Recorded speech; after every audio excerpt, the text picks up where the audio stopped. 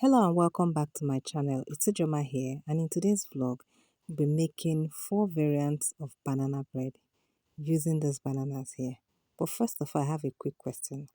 Which of the bananas do you feel I used for this recipe? And if you had to make banana bread, which one would you be choosing, A or B? Answer in the comment section. Just in case you don't have a mixer, using a hand whisk and a masher will serve you the same way the mixer is going to serve you.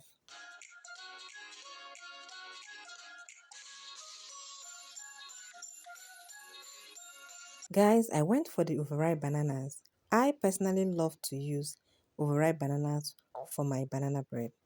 Reason being that in overripe bananas, the starch in the banana has been denatured and converted to sugar. In the sense that I believe it is sweeter than the regular banana. And also, it is also very easy to handle in terms of when you're mashing it up or when you're trying to use the hand mix or the electric mixer to mix it up. Please note that when you are using overripe bananas, never mistake spoiled or rotten bananas for overripe bananas. You can see how a little bit brownish the skin is looking, but when you open it up, you can see that the banana is quite good. If you look at the tips are already very soft. In that case, what do? If you don't need those edges or the ends that are very, very soft, simply cut them away and use the rest of the bananas. I also do not measure my bananas when I'm making banana bread. I just count them as either large, medium, or small. In most cases, I use large bananas, just the way this one is looking. And I count them 1 large, 2 large, or 3 large. If I'm using small bananas, I divide or multiply by 2. If I'm using medium, I also find a way to do the mathematics and I get excess recipe that I need. However, if you must weigh your bananas, ensure you weigh your bananas without the skin or without the peels. Ensure you've peeled your bananas and you can get the exact weight of the real banana because banana peels can be bulky and they form almost half of the whole banana weight. I'm not kidding. The banana peel is almost half of one banana, if not up to half. For example, one large banana with the peel will weigh about 100 grams to 110 grams, depending on the size. But without peel, they weigh as low as between 60 to 80 grams. So you can see the difference.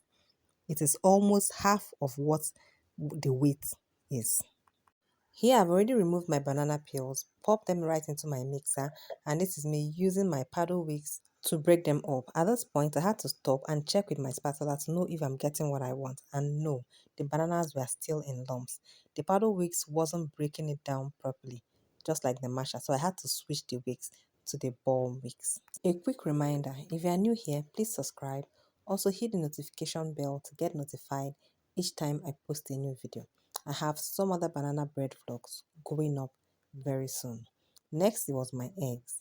Guys, I noticed something. I noticed having yellow and white egg yolk. So I just said, let me show you guys before I continue.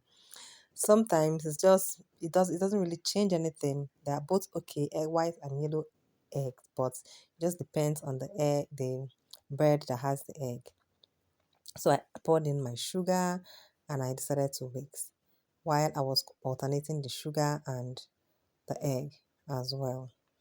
So guys, for this particular recipe, I made it in a very large batch. I made 7 different variants of banana bread while I was making this batch.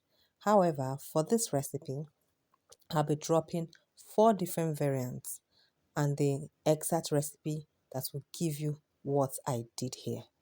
So, in case you get to see me where I reduced my batter, so I'm just telling you that I actually baked 7 different variants, but for the sake of this vlog, I'll be teaching you 4 different variants. The other 3 variants will come as single vlogs later on. So here is my dry ingredients, which is majorly my flour and baking powder. I was adding my baking powder to my flour so I can mix them up together.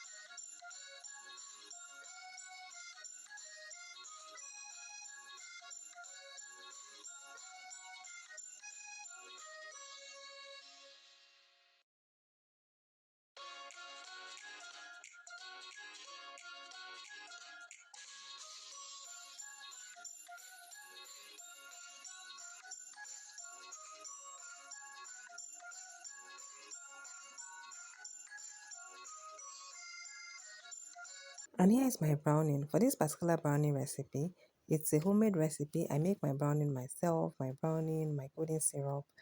I have a brownie recipe on my channel. I'm going to attach the link to this video. Click, watch it, and make your own brownie at home. And it gives you amazing results. If you don't know, brownie helps to increase the moistness of your cakes.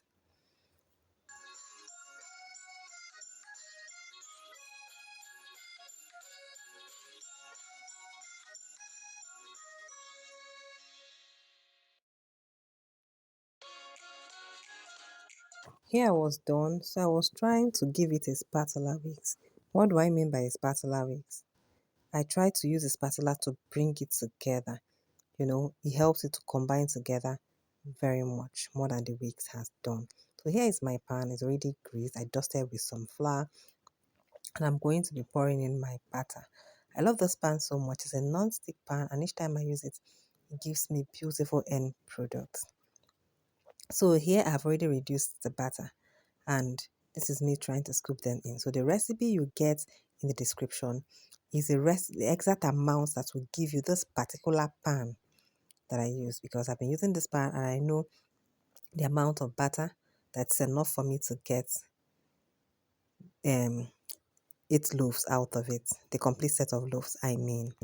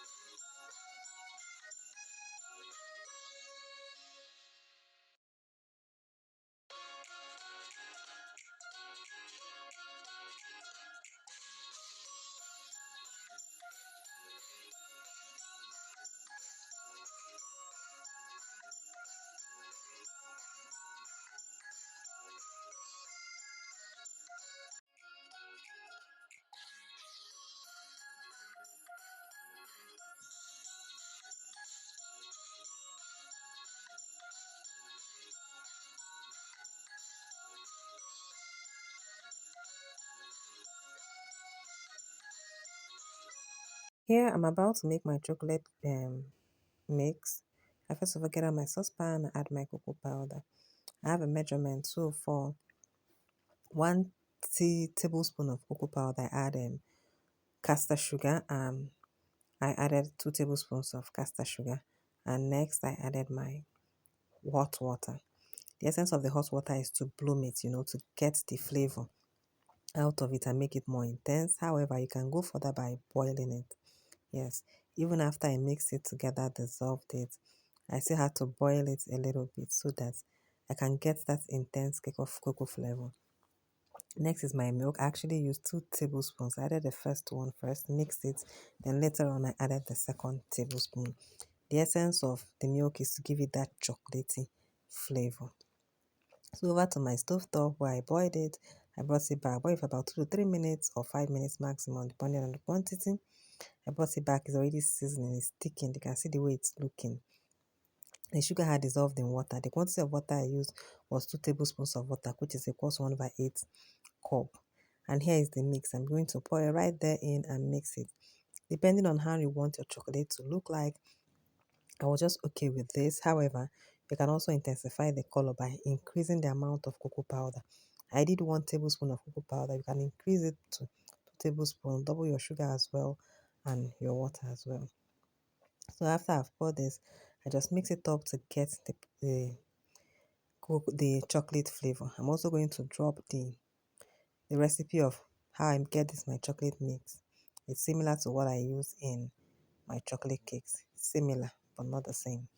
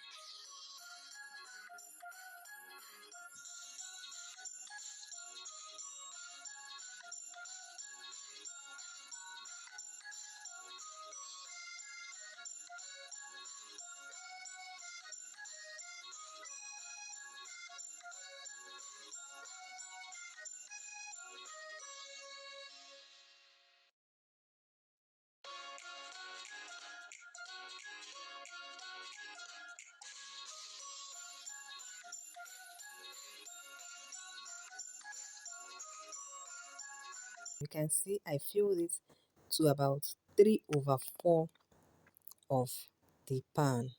3 over 4. That is above half, almost full but not full. And this is me making the marble flavor. Just pour some chocolate mix and swirl it. You just need that combination of plain and chocolate flavor.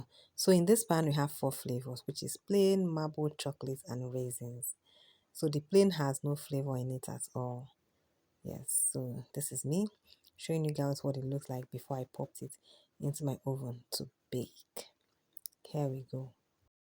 And guys, you can see what actually remains. So I showed you the exact measurements that will get me this pan. So my recipe is beautiful. So after I've baked, take a look at these beauties. These cakes are beautiful, guys. They are beautiful and they tasted really nice. So if you'll be trying this recipe, comment below. If you have any questions, comment below. So if you have this kind of pan that is 8 in number, it's very common on the streets of Instagram. I think it's sold about, is it 4,000 or 5,005? I can't remember. But if you have this pan, this is the exact amount. This is me showing you other flavors. I told you guys they will come in single vlogs. This first one is orange, second one is nutty, and the third one is my coconut flavor. I'm going to be uploading them separately because I don't want this vlog to be too long. To bring it out, if you feel it's stuck, use the blunt side of your knife and try to separate it from the pan a bit. You know, there are multiple cake loaves here, and turning it upside down will be, they may start falling out. So I use the blunt side of my knife to release it a bit from the pan. So when you're done, just start bringing out your pan. You can see how clean it looks. I love this pan so much.